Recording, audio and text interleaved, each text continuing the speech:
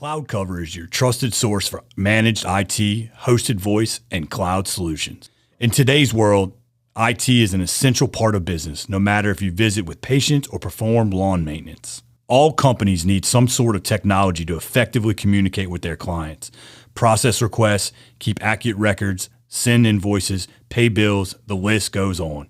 Whatever industry you are in, Cloudcover can help, whether you have your own IT staff or not. Cloudcover has solutions that cover businesses of all shapes and sizes. When IT breaks down, it can be costly. Let Cloudcover build your most robust, reliable, mobile, and secure platform that will keep your business running smoothly and securely while providing the flexibility of working anywhere. Give us a call at 225-755-9422 or visit us on the web at cloudcover.com. That's spelled CLOWDCOVER.com. Cloudcover, CLOWDCOVER.com, a proud sponsor of Hustle Makes It Happen, the podcast. With combined decades of experience, the staff at Rockstar Buildings will make your next metal building purchase quick and easy. Specializing in all types of metal buildings, from carports to garages to barns and more, Rockstar Buildings wants to be your go-to source for all your metal building needs. Priding themselves on experience, reliability, quality products, and stellar customer service has made Rockstar Buildings our choice for our metal building needs, and we could not be more pleased with the workmanship, service after the sale, and of course, the hustle of everyone at Rockstar Buildings. Y'all, let me tell you about the hustle of Rockstar Metal Buildings.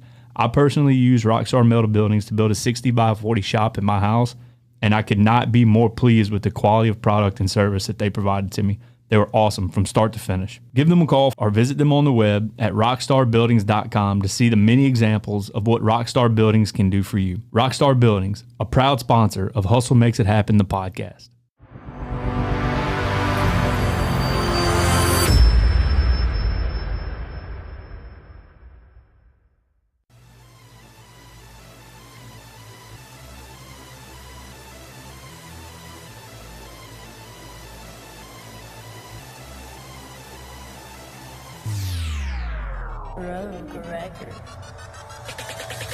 What's up, everybody? You're listening to Hustle Makes It Happen, a podcast about the grit, the determination, and the mindset that it takes to become a winner.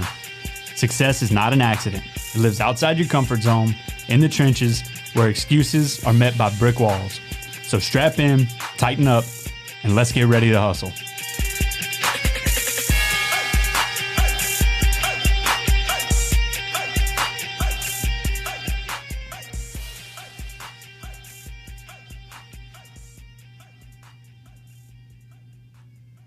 What's up, y'all? Welcome back to another episode of Hustle Makes It Happen, the podcast. I'm Justin. I got Chase here with me. I got Garrison with me.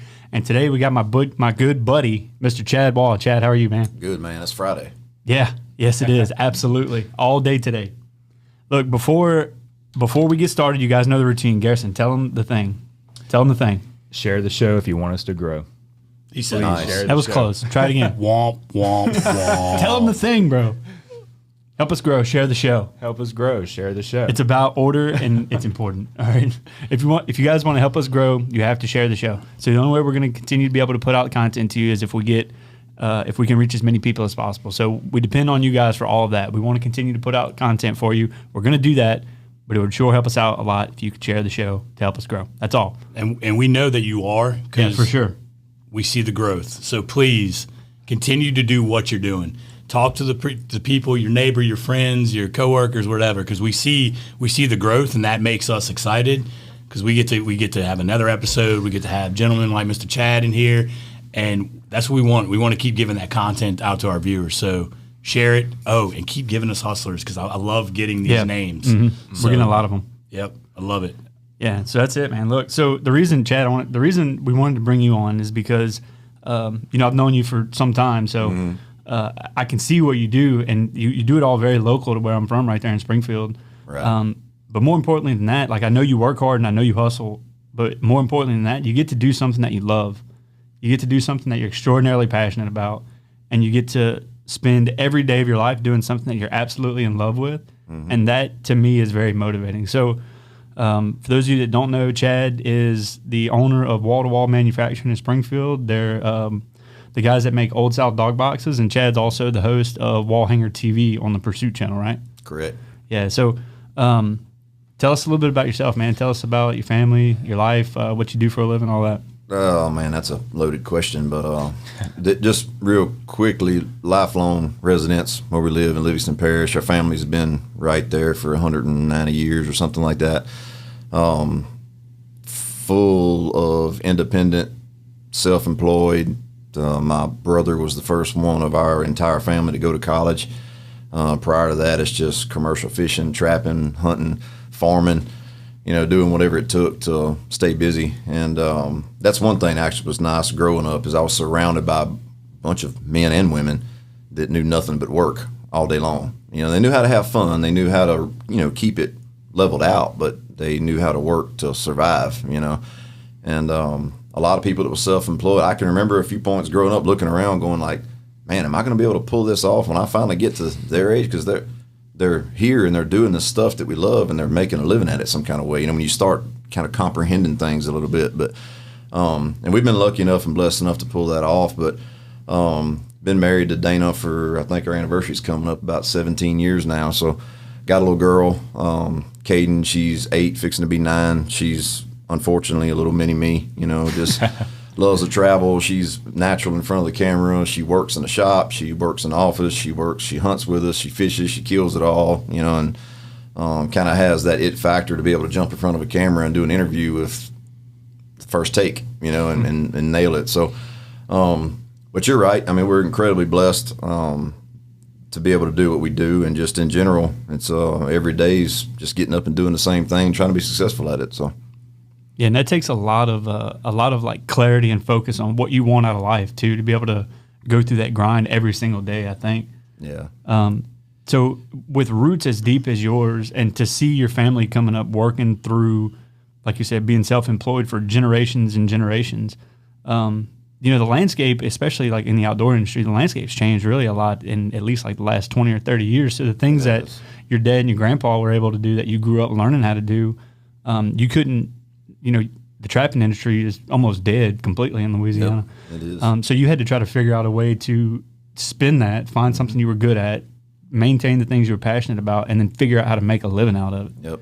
And if you think about it, that's a perfect example because when we were little, shrimping and crabbing and doing all this, it evolved into farming alligators instead of just trapping them. We saw a niche in the market. My grandpa did in the late 70s, early 80s. Was able to get that started to provide for the next several generations to work and do that, which strawberries, there's not a strawberry plant on the hill anymore. At the time, we were the largest strawberry farmer in the state of Louisiana when I was growing up at the time. So you're right, not being scared to evolve, but yet all the while it still stems from the outdoor industry. Right.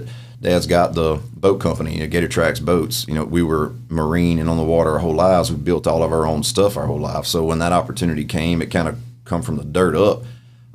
We decided to take it, not because of what we're looking at today, but what you're looking at in 10, 15, 20 years. Can this sustain and do something for our kids or for the next generation or even for myself 10 years from now? Knowing what, I'll never forget, it broke my heart when Daddy sold one of the last shrimp boats that he had. I loved it, loved shrimping. And I was a kid, but I got to enjoy it because I didn't have to pay the bills, right? I'm just out there shrimping, having a good time, man, living my best life. And we made a really good year. And he sold the boat. And I remember thinking to myself, like, man, we finally got it figured out. We had a really good year. Well, 2 or 3 years later, guess what happened? The market still, and it's never came back to what it was then. And he loved it. He didn't sell it because he was tired of shrimping. He would work turnarounds in the plants and do whatever we had to do, but it was just part of being realistic every day, even though you're still passionate about this, knowing how to kind of evolve and move with the times. And there's no playbook for that whatsoever. It's really just going back to experience and leaning on each other and family and plugging away through. That takes a lot of restraint, and it takes a lot of mental awareness to be able to give up something that at that point is lucrative. Yep. But to look at the future ahead to say, nope, this is taking a nosedive and it continually go down. So I sold a gym of mine at the time that was very profitable in that sense. Yeah. But I was burning both ends. Yep. I was not being able to sustain family, and I was doing it for the wrong reasons in the Right. sense that what was I sacrificing for it?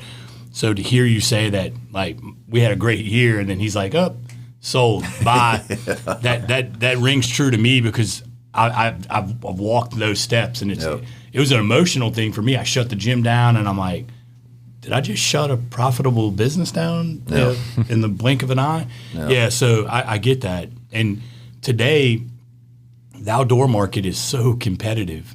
It is. You're even today with your successful businesses, I imagine that you're still thinking about what's next. You have to be, right? Constantly, yeah. And the industry changed a lot since we've been in it probably almost 20 years now. So when we first got in, there was no Facebook and, you know, even the online YouTube and podcast, none of that existed. You had to have a television show. You had to be on air somewhere to get any credit whatsoever to even exist, for that matter. And I never, just fun fact real quick before we get too deep into this, but having a television show was never my goal or something I dreamed about doing. What I wanted to do was be in the outdoors, and I wanted to hunt and figure out a way to hunt for a living. And I'm looking around going, I mean, man, this living crap seems pretty heavy. You know what I mean? Like, I see a lot of my family and stuff doing a lot of things, and look, we hunt like a cult, right? Our whole family does, and it's just how we grew up, and I was just passionate about it from day one. So I start looking at graduation in high school coming up and all the things I'm going to have to start doing. And I took the first year, and all I did was hunt. I got out of school and I hunted. You didn't see me out of the woods for 3 months. And I literally was losing sleep over, how do I keep doing this? You know, because nobody gets to keep doing that. You just don't. You know, life gets in the way, family, jobs, you know, people move, they get too busy. And the only avenue I could see at the time was entering into the outdoor industry. So we had the hunting part down pat. We knew what we were doing in the woods. On television, we didn't have a clue. we had no idea. So it was a huge, and we can get to that, but how I got started originally, but it was a huge jump for us at the time, but really it was just out of a need. You know, they say necessity is, you know, what drives it, and it was just out of a need to try to figure out. I knew what I wanted to do, and I'm just trying to figure out the best avenue that I could pull off to get there. You know what I mean? To be able to do that. For those that don't know about your TV show, give a little, give a little description of what that is. Yeah, so basically it's a hunting show. It's outdoor. It's mainly whitetail driven, but it's an outdoor lifestyle type show. We highlight the family. We highlight, you know, values and hard work and just being in God's great outdoors and the health benefits from that, from mentally all the way down to physically, just being able to get back to your roots and get outside and get away from the hustle and bustle. And we've been doing it for, I don't know, a long time now, and it's evolved a lot over the years, but currently, matter of fact, this is the first week it comes back on for the new quarter. It was on last night. It'll be back on Saturday. But it's a national broadcast, and it's in like 40-something million homes that you can stream it and stuff online through the Pursuit channel. And we've, through that, and it's a lot like the podcasting world, really. There's a lot of similarities in that as far as how that industry works. That industry is solely by itself a unique thing in the animal and the way that it lives and breathes. But through that's what the show is, and then figuring out how to continue to keep it paid for throughout the years. And there's, days worth of stories on how that evolved. But right. But at the end of the day, the core of what we do and what we set out to do is still true. It's still exactly how we produce the show. It's what we portray to our viewers. We don't try to be who we're not. We don't try to be who the newest fad is. We try to be ourselves and family and do what we do. And luckily for us, there's enough people out there that enjoy it and watch it and keep us going. You know, that's what it boils down to. That's right. Yeah, so I want to back up a little bit because you started talking about whenever you were coming out of high school, you knew what you wanted to do, but there were some obstacles in the way, right? There were obstacles of life, right? Knowing that you have, you planned on having a family to support, because I know family is very important to you. So you're coming out pretty young, but you know like what your goals are in life. But it seems like some of those goals were conflicting, right? Because we're conflicting with your passion for the outdoors, right? Yeah. So you can't. It's very difficult. You've found a very successful way to do it, is to involve your family and all that. But you had to look at those obstacles coming out of school, and you had to figure out a way. And the reason I brought this up is because I say it almost every episode, it seems like, that when an obstacle comes up, you got two choices. You either give up on whatever goal you're trying to get to, or you figure out a way to make it happen. Yep. And the reason we wanted to bring you on the show is because you figured out a way not only to make it happen for yourself, but to get everything that you wanted in it, because your family is heavily involved in everything you do. And that's what's so inspirational about it, is not only did you figure out how to do it, but you figured out how to do it and meet and bring the obstacles with you. I don't want to call your family an obstacle. It's not what I'm saying, but you took the obstacle with you. You know what I mean? Yep. That's very difficult. How did you pull that off? Like, how do you look at obstacles in general? Well, obstacles in general, it's being creative. You know, even in my day-to-day job, you know, running our shop and things that we do, ultimately I'm a problem solver at the end of the day. I'm constantly brung problems to me, whether that's a guy in the shop, an office, a customer, whatever. It could be something as simple as something got dropped at the wrong address when something was shipped, all the way through this doesn't fit, or this is what this guy wants. And it's the same way in the hunting industry and life in general. So my job literally all day long is to look at that and go, no, we're not going to quit on this just yet. You know, and luckily in that world, God's given me a brain that's very, I guess, engineer minded as far as the way my brain works, to where I can kind of see steps ahead in a project physically and, and tackle it. And I solve problems all day long. And it can be exhausting at a certain time, but there's not an option to go, yeah, that's not going to work. Throw that away. Oh, it's the wrong address. Sorry. You don't have that, you don't have the liberty to be able to do that. So backing up in the outdoor industry, the number one obstacle, the two biggest obstacles there were, is no one in my family, and I didn't have any contacts whatsoever in the outdoor industry. None, zero. So there was nobody to go to figure out how to get this thing started. There was nobody to go to for help, for finances, for nothing. So, and to be honest, if I would have been very vocal about that to my dad or whatever at that particular time, he would have been all about, hey, have at it. But you still have these responsibilities to go through, and if you can figure out how to do it on your own, great, good luck. I'm praying for you. But you're not going to say, okay, well, let me see what I can do. Let's figure this thing out. You know what I mean? So all the while, you're having to figure out what's the biggest problems, smallest ones, where do you start, and you got to start building blocks. But the two biggest things was we didn't have the money to do it, and didn't have the equipment to do it, didn't have the place to do it, and had no contacts whatsoever. So I pretty quickly figured out that, Gator Tracks Boats was freshly kind of off the ground, getting started.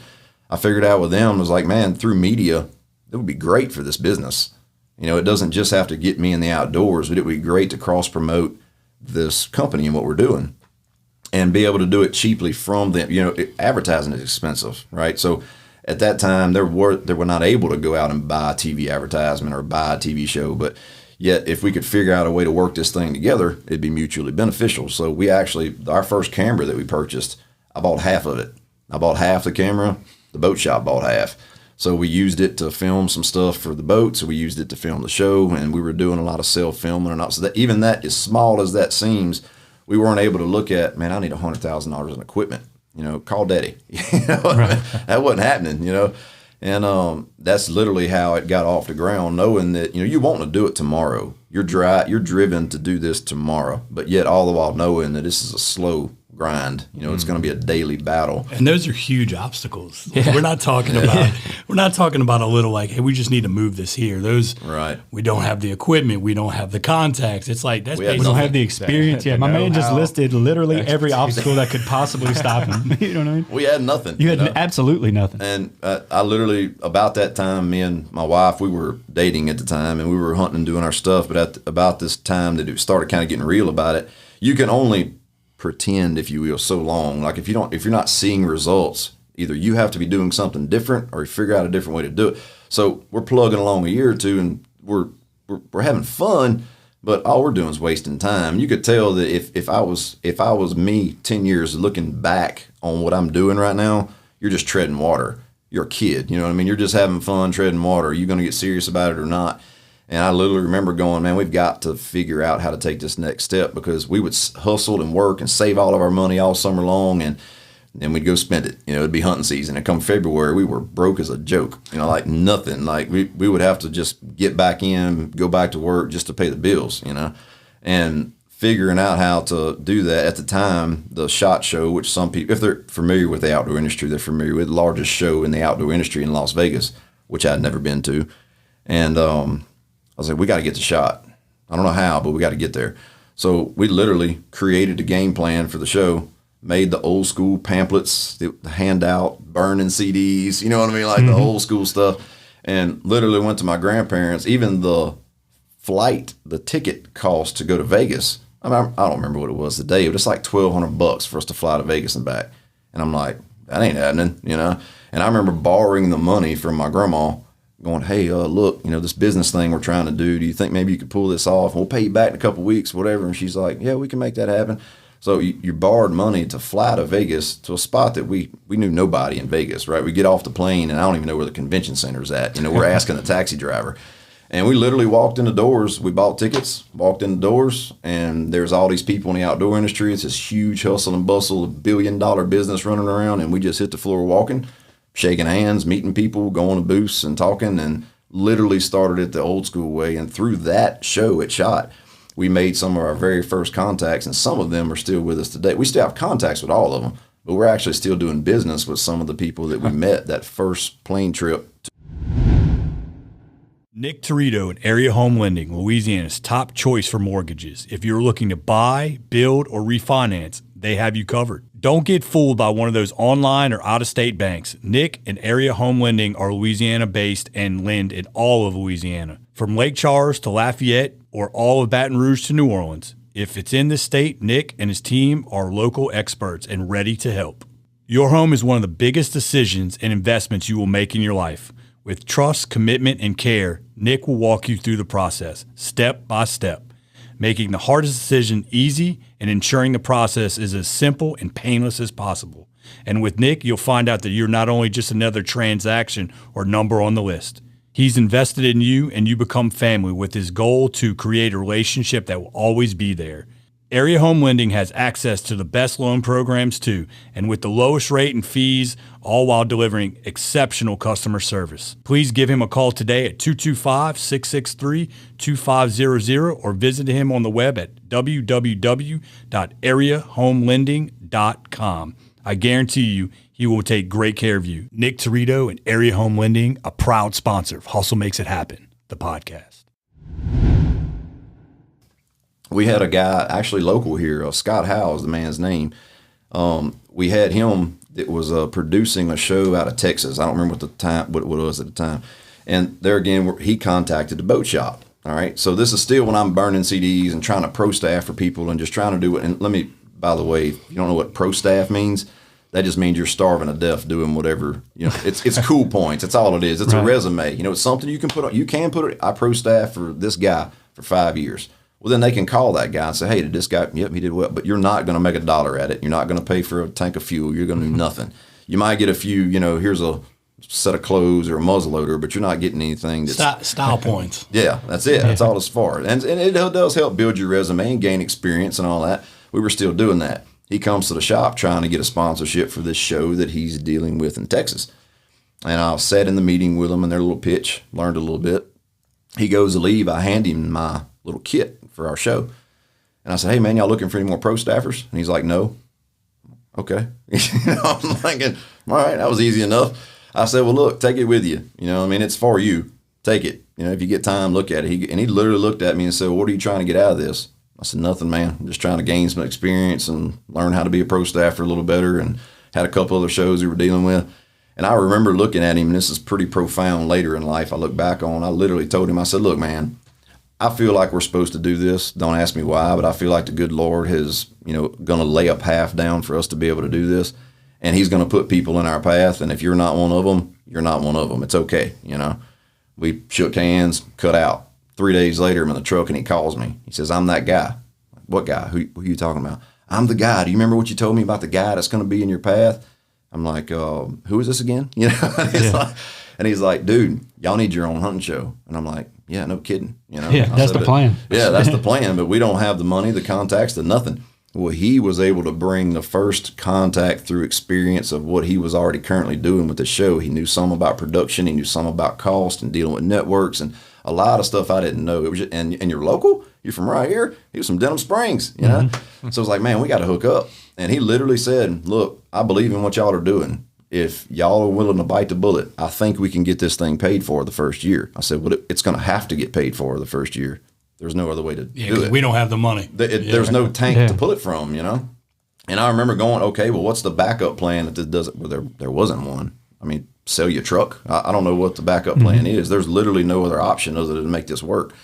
And he said, look, I'll contact the networks. And he did a lot of the groundwork. But what he did that got us off the ground, and he said, if y'all are willing to bite the bullet, he said, I'll produce you the first year for nothing. He said, because I believe y'all have something here. And, we went back and talked about it and prayed. And was like, how can we not try this? How can we not do this? And we're confident in our ability and everything that we do, except we're fixing to branch off into something that we don't know anything about in the television market. And he did, man. He brung us in. He did what he said. He produced the first year for free, and the first year we got it paid for. We brung in enough sponsor dollars to cover the expense and learned a lot, hit the road, and we just started building on it. And we've been building on it ever since, 20 years later. And so I can credit him a lot to this.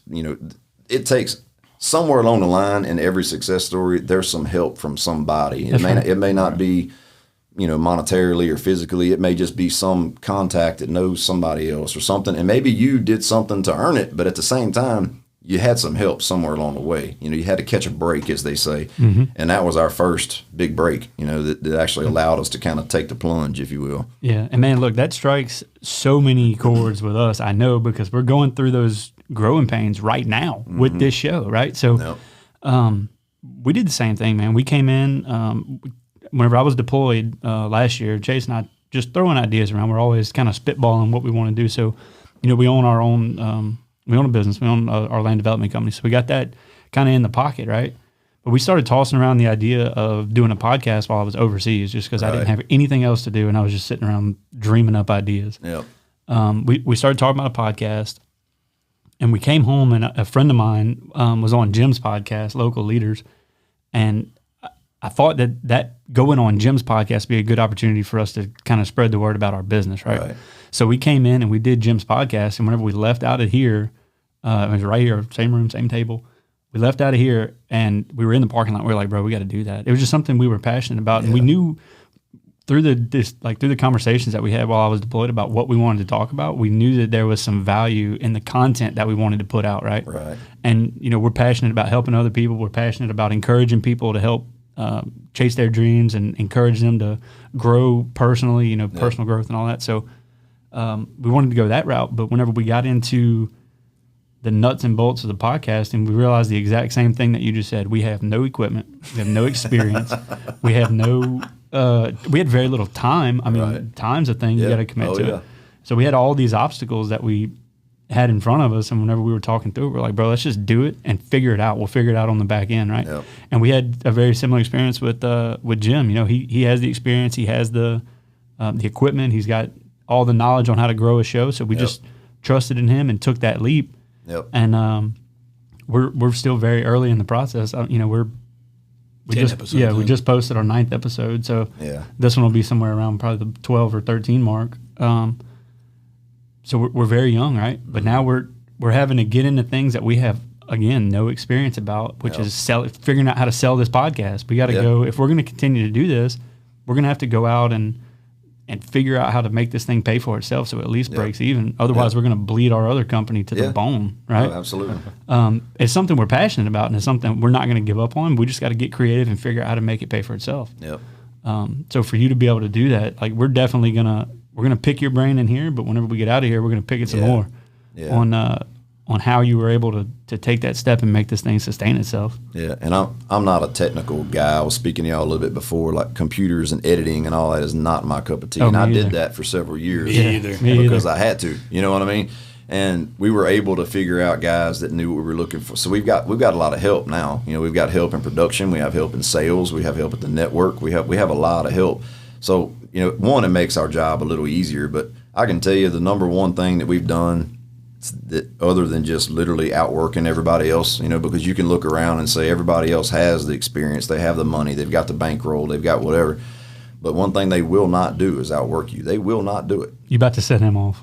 So, but my point is that's something that you can't, I know it sounds cliche, but you can't buy. And it's a fact. You have to be passionate about it to be able to do that day after day, especially stacking days on years and still pulling it off. But at the end of the day, we simplified that business so much so with our sponsors to where the reason we've been able to keep some of them 20 years, and look, things happen. Companies sell. Different people get different positions at companies and the marketing agency. Things happen to where you're not going to keep every sponsor for 20 years, right? But at the same time, The ones that you don't keep, you still have great relationships with, and those people still move other places, and then your opportunities come up. Because at the end of the day, we've spent 20 years in that industry, and there's not one person that could come to us and say we handled something the wrong way. Not one. Every one of them, we did what we told them. Now, that sounds really simple, but in that industry, it's full of a lot of egos, and it's full of a lot of look at me, and it's full of a lot of people that actually like watching themselves on TV, which is not us, and they overpromise people and underdeliver.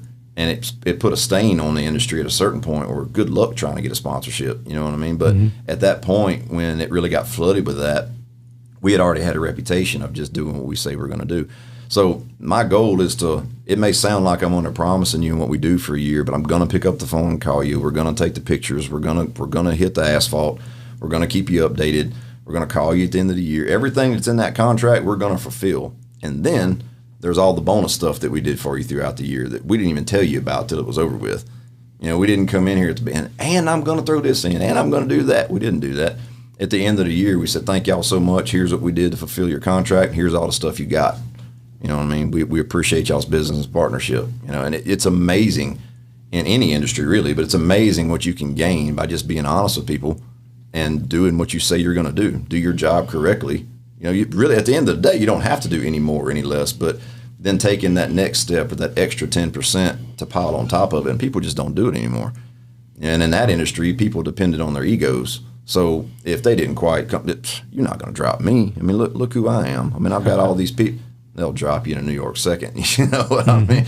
With those businesses, it's dollars and cents, man. In that part of that industry, you know, they've got a marketing department that the guy's really smart that's running. You know, and he knows whether he's making a dollar off of you or not. You know, and that show operates off of viewership. If our viewership goes down, our sponsorships go down. If your viewerships go up, it may not go up unless you can figure out a way to make it go up. But in that industry, and probably in the podcast world, I have no idea. Speaking on that, but with us, depending on where you rank in file, if you will, and where you are in your engagements, you know, like we rank almost higher than anybody in our engagement rates, which means the people that watch you all the time. The people that watch you come back and watch you religiously. So what does that mean? That means those customers, those viewers trust you. They know you, they like you. You know, you may have a show that's got a higher numbers than we do, but their engagement rates are a lot lower. Well, maybe they're kicking in a few extra shows a week. They're getting a lot of blow-bys, you know. And I'm not saying they don't have fans. The way they do things is completely up to them. But at the end of the day, engagement rates is where it's really at. Being genuine with people, they lock into you. So then a sponsor knows, well, if he's got high engagement rates, I don't have to worry about him doing something with my brand that I'm not going to be approve of. I don't have to work. Like it's a genuine deal. You know, I know they'll trust this guy. You know what I mean? Which is what it boils down to for that marketing side of what we do, you know. Mm-hmm. So it's a lot. Nobody told me that when we got started. Yeah, definitely something you learn along the way. Yeah, we learned a lot. We really did. Hey, y'all, if you're in the market for a real estate attorney that can handle all your title work needs, all your closing needs, all your succession needs, whatever your needs are in the real estate industry, look no further than our friends Shay Landry and the group at Milestone Title. Y'all, we use these guys for our personal business, and they have never let us down. They've been on top of the game every time we've used them. So whatever it is that you're looking for in the real estate industry, as far as a closing attorney or title work is concerned, check out our friends over at Milestone Title. Milestone Title, a proud sponsor of Hustle Makes It Happen, the podcast. Yeah. I mean, you know, getting to learn you more now, you're very family oriented. You're very rooted to what you truly believe in. Values, that's what I was going to say. Yeah. Were you ever like navigating it in a bad way, like knowing how commercialized pretty much everything you deal with, right? Because I mean, it is, right? You just said it. Viewership, numbers, the marketing guy knows if you're not hitting these numbers, like, and he's not making a dollar off of you, like you said, they can drop you. Yep. Which I don't think did you ever hit any huge roadblocks along these ways? Not when it comes to that side of things. We did hit some roadblocks where we had title sponsorships with guys that were packing 3/4 of our show, and then the company sale, you know, and then you're going back to them and they're going, well, I can put you in contact with the other guy. Well, the other guy's been in it a long time too, and he has where his money's fixing to go. It doesn't matter what you do. You could be the highest rated show. If you're not in his little portfolio of what he's developed and what he wants to do, you're not in.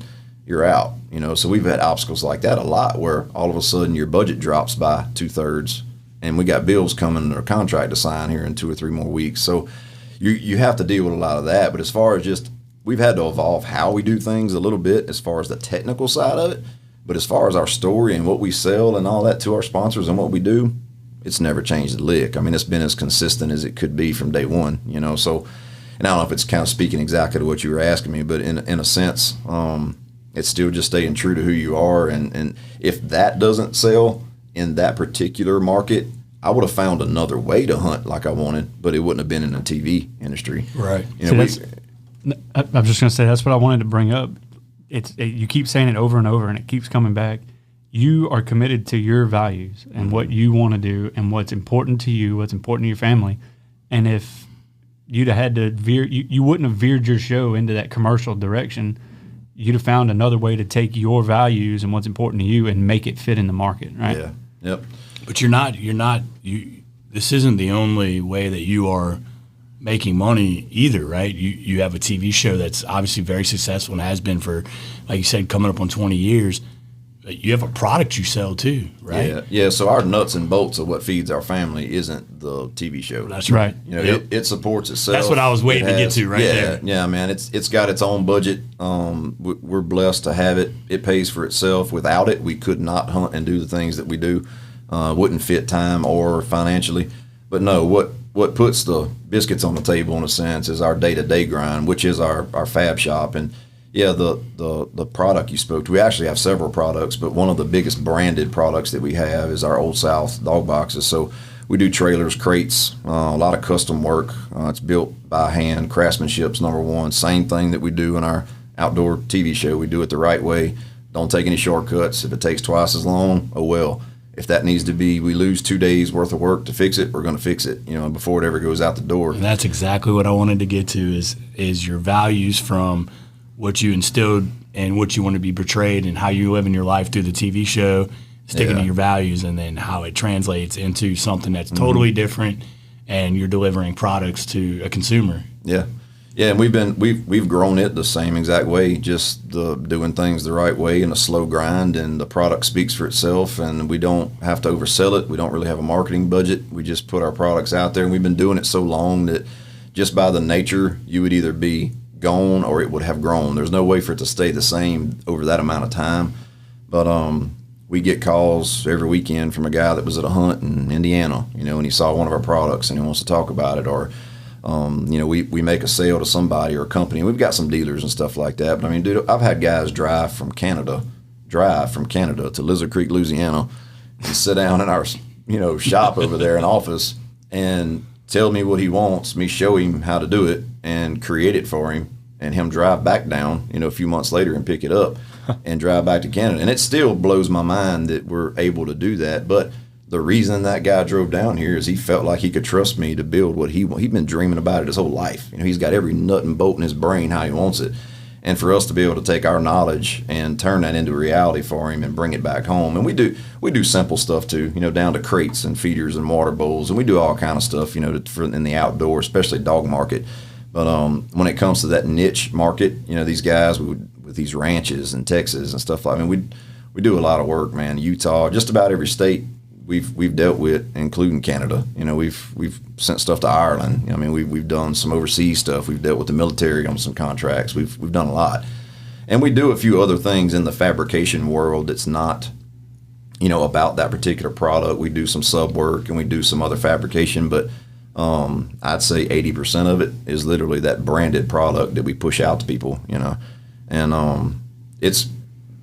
When something's successful, you're going to have growing pains with it, right? And he mentioned earlier on, finally hitting, and then you got the wave. Well, how you handle that has got a lot to do with where it's going to go from there. You know what I mean? Whether it's going to take a dive in the wrong direction or whether you actually got something you can build off of and become even more successful. Yeah, we spoke with a gentleman, Mr. Donzi, and he was talking about how year one for his restaurant was just this big success, and he's like, then year 2 hit, he's like, and then he's like, actually a little bit into year 3, and he's like, I wanted to quit because Yep. I don't know. I think you said he was down like 65%. Yeah, he was down a lot. Yeah, he was down a huge, staggering number, and he's like, I just wanted to quit. And he's like, and then he's like, and I came out the other end, not quitting, and obviously very successful now. Yep. Something you mentioned in your questionnaire is the importance of looking 2 steps forward and knowing what's coming next and where you need to move as far as the industry and your business. Yep. So that's important. Yeah, and it's no different than you're going to get hit with things throughout the day that you didn't see coming. But at the end of the day, knowing where to, for example, in the times we're living in right now, look at this inflation and what's all going on, dude. It can be, to say, challenging as a business owner, because that business, I don't care who it is, that business is going through the same thing your household's going through right now. All of a sudden, you don't have as much money for groceries as you had last month or last year. That business is doing the same exact thing, but on a bigger tenfold, scale. right? Yeah, with a lot more risk. And it's easy at home to go, well, we just will skip a going out or skip buying that or skip that to make up for this. Well, in a business, you can't, you know what, I'm not going to buy material for about 2 months. That'll get us back on track. It can't happen. It's an animal that's living and breathing and feeding every day.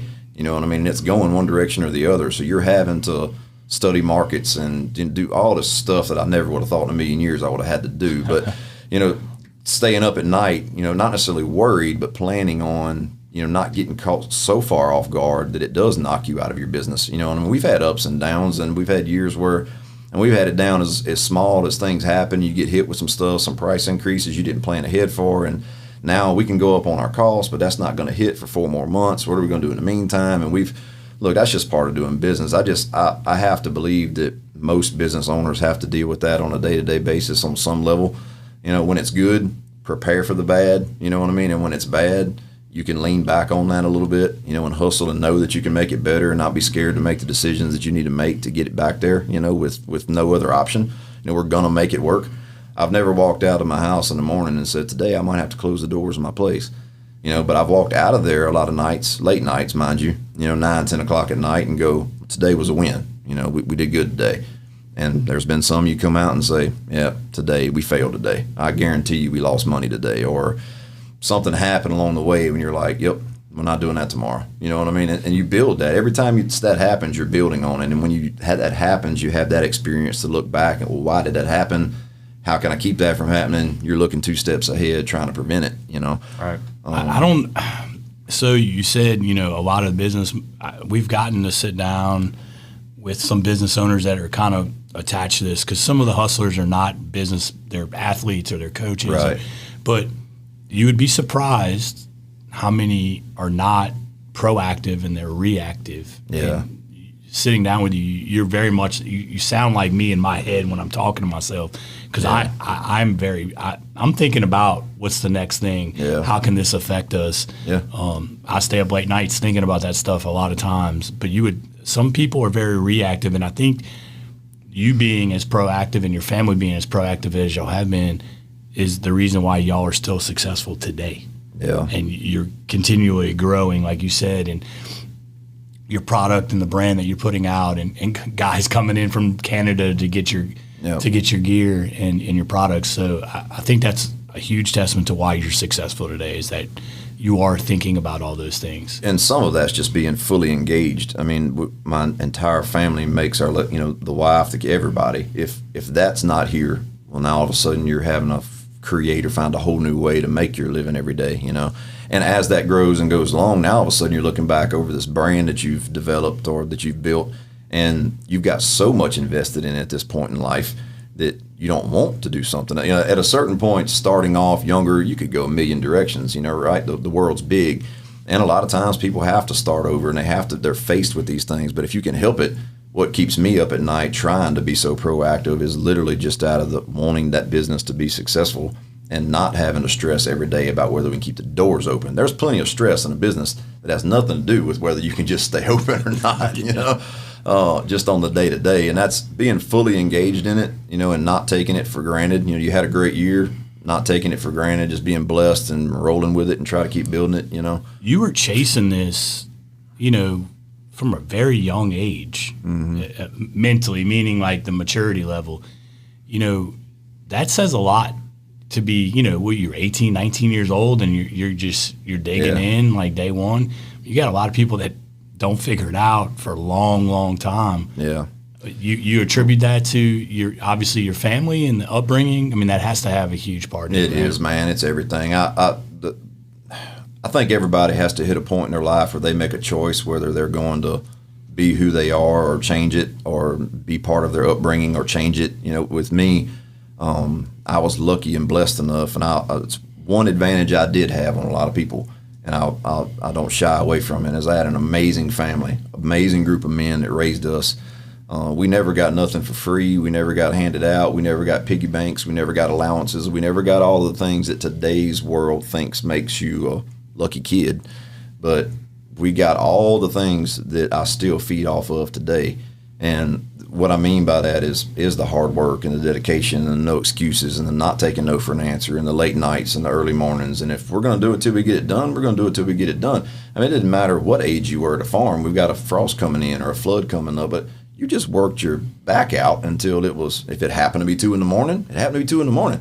And then guess what? The next day you didn't get to take off because, man, can you believe we stayed out to 2 o'clock last night working? Man, you know, and Facebooking your buddies on how hard you worked last night. You didn't have that option. You was getting a couple hours of rest and jumping back in it full bore, you know, so you didn't lose whatever you had, you know, and it was that way growing up. Dude, I was driving a shrimp boat at 12 years old. Katie Benton Thompson is your local trusted realtor. Born and bred in real estate as a third-generation realtor, she deals with developments from lots and to houses. Katie was raised building the parish of Livingston. Her family roots have grown this parish for the last 30 years. This environment has educated Katie in all areas of real estate. I can tell you from personal experience, Katie Benton Thompson is a hustler in every way. She is constantly digging her heels in to give her clients the best buying or selling experience she can. Give Mandy Benton Realty Group a call and ask for Katie Benton Thompson at 225-953-0677.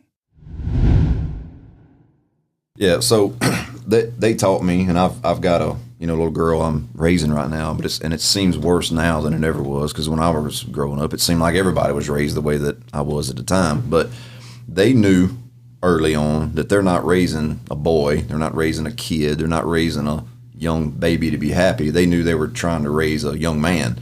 They knew they were trying to raise somebody that when they kicked their butt out of the house, that they could handle themselves and figure it out.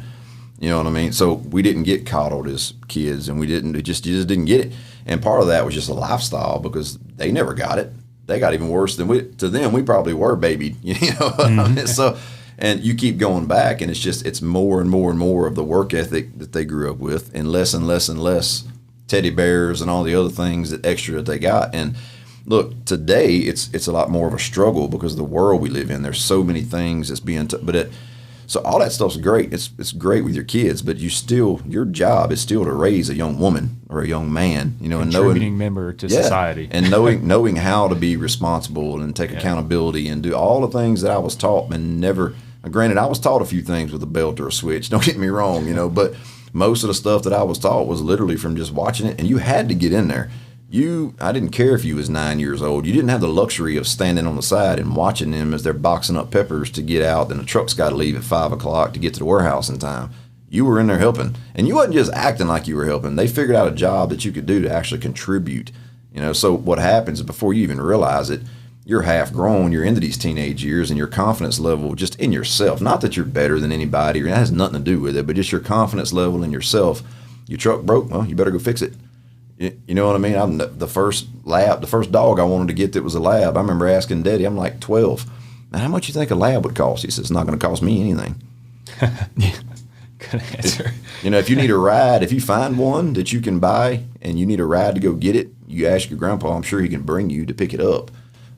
That was the last conversation we had about a dog. You know, well, 6 months later, I had my first lab. I went and bought one out of Gonzales, and my grandpa drove me over there with my money that I'd earned, you know, and we didn't even get allowances. All our stuff at home, we didn't get paid for. But to be fair, we had a farm. We had businesses all around us. So when we were shrimping and growing up and got of age, we didn't have a choice whether we were going or not. You were going and working all night long. But when we got to that point, I remember the conversation. Daddy said, look, I'm going to start paying you deckhands wages. And it was like, really? That's awesome. I was like, how much do I get? He's like, well, you're not going to know because I'm giving it to your mama and she's putting it in an account for you. You know what I mean? And we're 12. You know what I mean? And it literally, So by the time you're able to buy a truck or get old enough to start, you had earned and worked your way through all of that. So I've never known anything different than being self-motivated, which today is something that's very, very, very hard to find, being self-motivated and responsible. And when you're driving a shrimp boat, you know what I mean, at 12 years old, scared to death in the middle of the night in the Gulf of Mexico or Grand Isle, the Virgin Canal, somewhere like that, or the Ship Channel, and you're reading instruments that your dad is showing you how to do and radars and all this, it's okay to ask questions and it's okay to, but it's not, you don't have the option of going, I'm not doing this. You know what I mean? You're literally learning at a young age how to gut it up and figure this thing out. And the risk is high, man. And you run into another boat or hit a ship or dry dock this dude, we're talking about livelihood issues, not just whether we had a bad night or not, you know. So there was no doubt that the way I was raised and the family that we were raised, even though when you're young and don't have enough comprehension of the world, there's times where you're looking back going, so-and-so's got it a lot easier than we got, you know. So-and-so just got him a brand new jet ski his daddy bought him. You know what I mean? And to be fair, they couldn't have bought that for us when we were kids anyway. We didn't have that much. But even if they did, you ain't getting it. You know what I mean? That's just the way that it was, you know. So, and that's a whole nother avenue, right? A whole nother podcast on raising youngins in today's times. But either way, at the end of the day, it literally showed you how to live your life and go about your obstacles from work and family and all the way through, you know. And same way with family. That's how I learned how to treat my family and respect them the way that I do. It was just the way that I was raised, you know.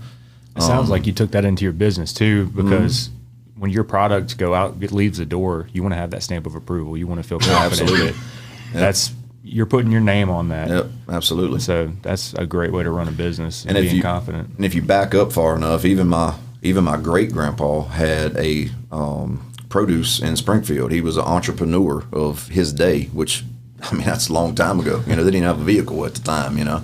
So I come from a long line of just self-reliant, hard workers that we don't need a handout, but don't hinder me. Just get out of the way and let me figure this thing out. You know what I mean? We'll get it. You know what I mean? So it didn't matter if somebody was broke down in the middle of a swamp with a boat with a blew up motor. You know, most people would look at that and go, how the hell are we going to get them out? And in 10 minutes, we're on the way. You know what I mean? We were kids. We had a little, you know, where there's a wall, there's a way. You know what I mean? Like, we're going to figure it out. It might take us 2 days to get them out of there, and you're tired and, you know, whatever, but we're coming home. You know what I mean? It just, there was no other option, you know, and it was that way in everything that we did, you know. So to say that it would have been harder for me not to be the way that I am than the way that I am, as far as just my mentality on things in general, you know, from my upbringing, for sure. So for your TV show, I wanted to go back to that. And you're doing something you love, and you have to find a way to pay for it.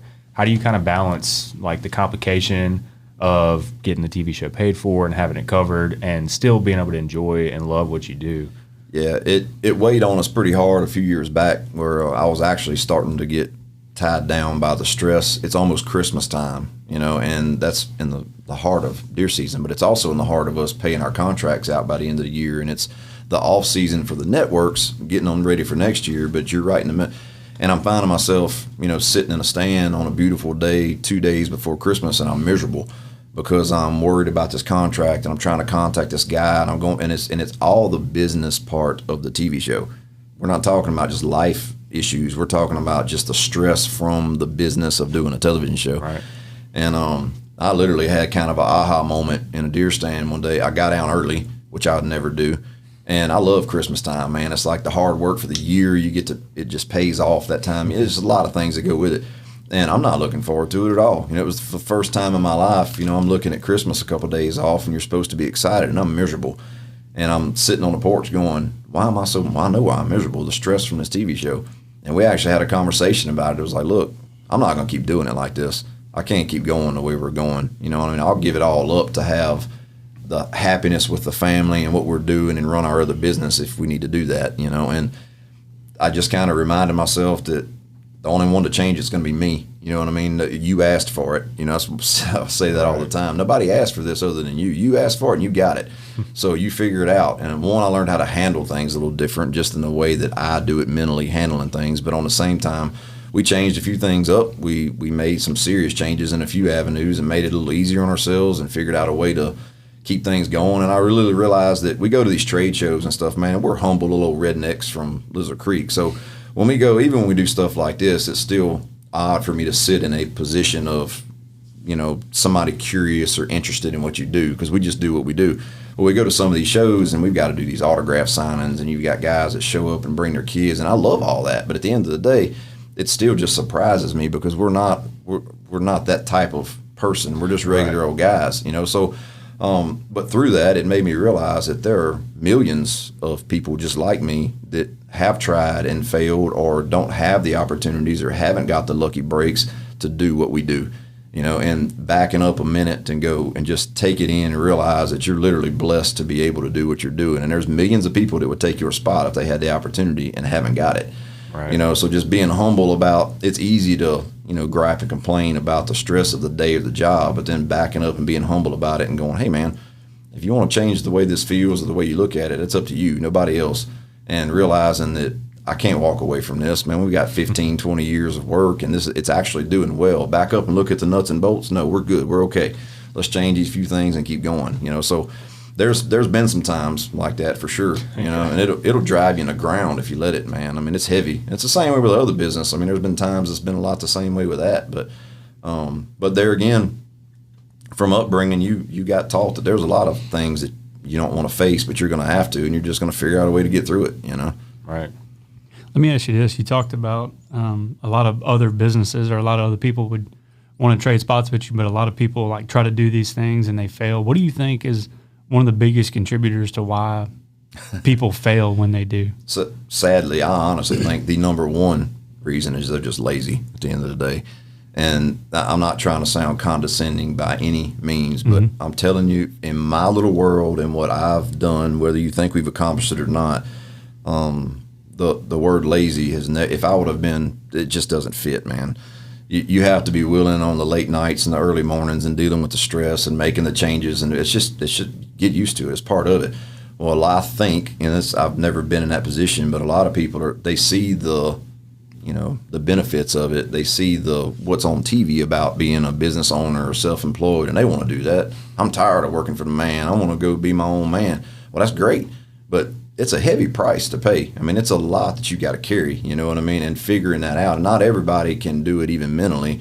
I've had that conversation with myself before, but at the end of the day, the only way to ensure in my little world that I can continue to do what I do is outworking it every day. Work your guts out. You know what I mean? I want to sit down at supper at night and go to bed exhausted and happy.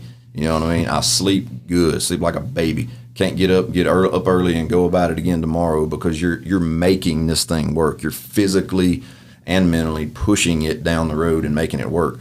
And without that mentality, and some of these lazy people I see around, especially nowadays, that's not all of it. There's a lot of things that go on with businesses that lead to them not being successful. But from what I've seen, the number one reason is people just being lazy. They want the reward without the work that goes into it, to be honest with you. We just had this conversation the other day.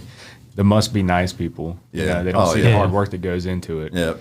Yeah, we left. What day was that? Thursday. Really, all this past week. We all have our own businesses. We all have full-time jobs at other places, and we're still trying to sustain our business, right? So we had some decisions to make. We got some pretty tight budgets. The only way to get inside that is to go do some of that stuff yourself, right? Yep. It's time to swing a hammer. So all three of us at different times weren't able to go at the same time, but I don't know what day it was, but Tuesday Garrison got off work and went and spent 4 or 5 hours in the house.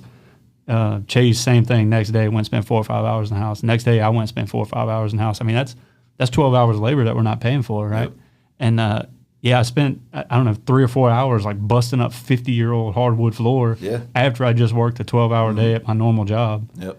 And that's what I texted him. I sent him a picture of like me sweating to death in that house with piled up wood, and I was like, this is the part of it must be nice that people don't want to talk about. I don't want to talk about it. Yep. They don't want to talk about what it takes to make it happen, right? Yep. And that's the name of the show. If you want something to happen, you got to hustle to make it happen. I mean, it's that simple. Yep. No, and I wholeheartedly, man. And I can get a little carried away talking about that, but at the end of the day, I don't really know any other way. And to be honest with you, if I've never failed on that level, I've failed plenty of days and individual tasks and small, but big picture, I've never failed at it. But I just always told myself that if I have failed, as long as I do it the way that I do it right now, I mean, what else could I have done? You know That's what I right. mean? Like I did it as hard as I could, as best as I could. And if it was, you know, God's plan for me to go a different route, then so be it. You know what I mean? But I'm not going to look back on it and go, oh man, you might say, I could have did this different, but you're not going to look back on it and go, I should have worked harder. Yeah. You know, I should have cared a little more. You know what I mean? That's not going to happen, you know? Chad, what's your definition of success? Man, that's a deep answer that maybe you don't have time for today. But my individual personal view of success is being independent, doing something that you have pride and value in, and having a successful home life. You know, like my number one job is being a father and being a husband. That's my number one job. Sometimes things get in the way of that. I'm not saying I'm perfect at doing that, by no means. I'm not sitting here on some high horse, but my number one job at the end of the day is that. Secondly, it becomes your business. That's next in line. It becomes before everything else, you know, and working that. And to be able to lay down at night with your family, and no, you might not know what the year is going to hold or tomorrow, but in my view of success, it's not whether we cleared X amount of dollars today. It's the fact that we were independent another day. We made our own way another day. You know, we made it happen, and our family is solid, and our home is safe, and you know, we get to do it again another day. That's my big picture. That's my version of the American dream. It's not sitting back riding on boats and making millions of dollars. That's great. That's ultimately part of it. More power to you. Maybe I'll make it there one day. I don't know. Yeah. I'm not mad at them guys at all. But the people that you, not just other people, but other countries, you don't get the chance to do what I do, man. You smoking something? I mean, to be able to hunt and travel around these different states and do what we do and creating your own product and build your own shop and push it out the way that you want to push it, how you want to push it, success or not. You know, that to me, that's part of the American dream. You've given the right to try. You know what I mean? That you're not given the right to succeed. That doesn't come with any contract I've ever signed, including my birth certificate. You know what I mean? But you're not handed anything, but you're handed the opportunity to do it. You know. I hope people, when they're listening to Mr. Wall and some of our past guests and the three people, we're all cut from different cloths, every single one of us. But just as I'm different than Mr. Wall and all three of us here, the core values of what he's saying stands true to me even though I'm not in this gentleman's realm at all. Like, I hunt recreationally very loosely in my whole life.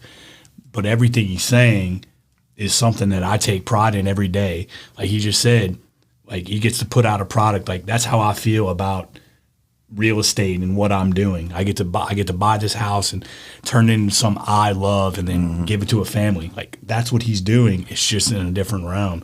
And I hope that that's what our viewers take out of this every time they hit play on the show, is that it's universal. It doesn't across matter. all realms. It doesn't matter what industry you're in. It doesn't matter what your background was. It doesn't matter about any of that stuff. What matters is that you have clear goals, you have a clear vision, you have a set of values to stand on, and you work to accomplish your goals. That's the point of the show. Yep. Everybody needs to understand that things do not happen on their own, typically, right? You might win the lottery, you might, but the way to build true, genuine success and true, genuine happiness in your life is to lay everything on the line and work your tail off to make it happen. That's it. Yeah. Whether business or if it's your job, some people don't want to own a business and they want to just work. Yep. And you got to take those values with you and lay it all out on the table, just like you said. That's it. And it extends family the same way. It extends to your family. That's right. You know, prioritizing your goals. And man, this country wasn't built on people that was entitled. You know, it just wasn't. That's just a fact. I mean, it was built on grit and determination, and entitlement just doesn't fit in. Lazy just doesn't fit in. This wasn't built. The luxuries that we enjoy today was handed to us by people that were not entitled and were not lazy. That's a fact. You know, lazy just doesn't fit in. Didn't get it. Doesn't get in. Not to the show. Man, I feel like I say this at the end of every episode because I want to keep them going, but I feel like we got to stay in this little 60-minute time window. Maybe one day we'll be Joe Rogan. I don't know. We'll do 3-hour podcast. We're not there yet. Chad, look, just like Jay said, everything that you said fits right into the whole big picture of why we do this show. Yeah. Because you have traits and you've developed habits and you've developed processes that help you be successful in life. They work for you. They've paid off for you. They've allowed you to build your dream life, right? Yeah. The things that you focus on and the things that you do are applicable to every industry. They're applicable to us in real estate. They're applicable to this podcast. I mean, they're applicable to everybody that's watching the show, no matter what they're doing. Those universal truths of hard work and focus and hustle are for everybody, right? Yeah. So we totally appreciate you coming on the show, sharing your insight.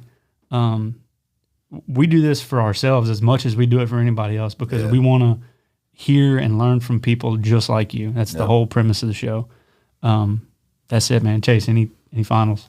No, I hope that our listeners that tune in and that hit the play every week, or I hope that you are hitting every week on Tuesday or someday in your week.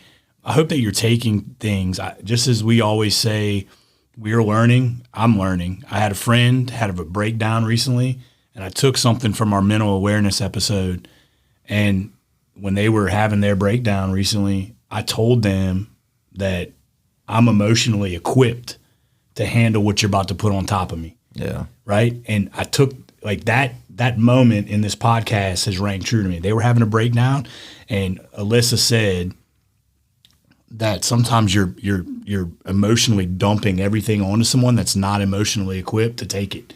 And I've learned that from sitting at this table that we're sitting at right now. Right. So I hope that you guys are taking tidbits from every guest that you're hearing, and you take things from Mr. Wall and everybody that we've put on the show and the future.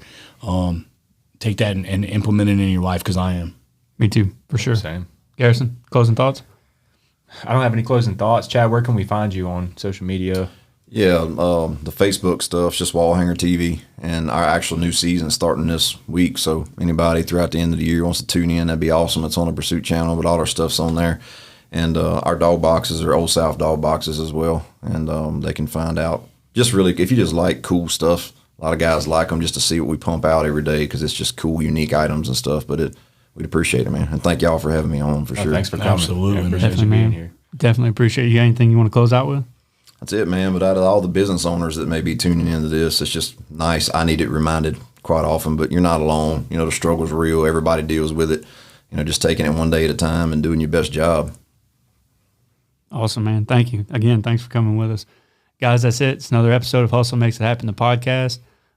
Remember that the video, or all of Chad's information is going to be posted down in the video description. You can find us on all your major podcast channels, YouTube, Facebook, Spotify, Google, Amazon, Apple, iHeartRadio. We're there. It would help us out a lot if you guys would go in and subscribe on whatever channel you're watching on. If it's on YouTube, just subscribe, hit the little bell notification. If it's on iTunes, follow the show. I can't tell you guys how much that helps us. We appreciate everything that you guys have done for us so far. The viewership growth for the first couple of episodes of the show has been amazing. And we know that we cannot continue to grow without you guys. So thank you for everything you've done for us. Chad, thank you for joining us. It's been awesome, man. I love doing this. I can't explain how much I love doing this. So that's it, man. That's it. It's another episode of Hustle Makes It Happen podcast. Remember, until next time, keep your head down, keep your eye on the ball. Hustle makes it happen, but most importantly, have fun. Thanks.